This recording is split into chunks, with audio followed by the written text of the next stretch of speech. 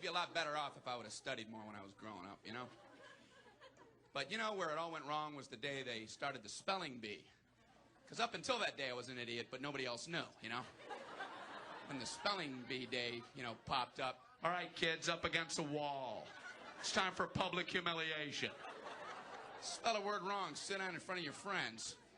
You know, that's great for little egos. Hey, look at me, I'm a moron. I wasn't even close. I was using numbers and stuff. That's why I admired that kid who spelled it wrong on purpose so he could sit down, you know? He knew he wasn't going to win, so why stand there for 3 hours? First round, cat, K-A-T, I'm out of here. Then as he passed you, I know there's 2 T's. I remember my teacher asked me, Brian, what's the I before E rule?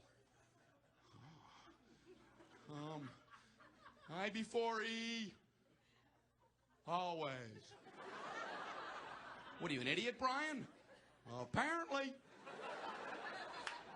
So she explains that, no, Brian, it's I before E, except after C, and when sounding like A, as a neighboring way, and on weekends and holidays, and all throughout May, and you'll always be wrong, no matter what you say.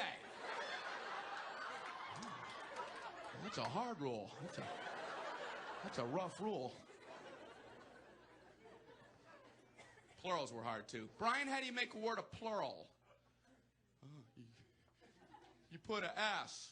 You put a S at the end of it. When? On weekends and holidays. No, Brian, no, let me show you. So she asked this kid who knew everything, Erwin, what is he plural for ox? Oxen. The farmer used his oxen. Brian, what? Brian, what's the plural for box? Boxing. I bought 2 boxing of donuts. Oh, no, Brian, no. Let's try another one. Erwin, what is he plural for goose? Geese. I saw a flock of geese. Brian, what? Brian, what's the plural for moose? Moosin'. I saw a flock of moosin'.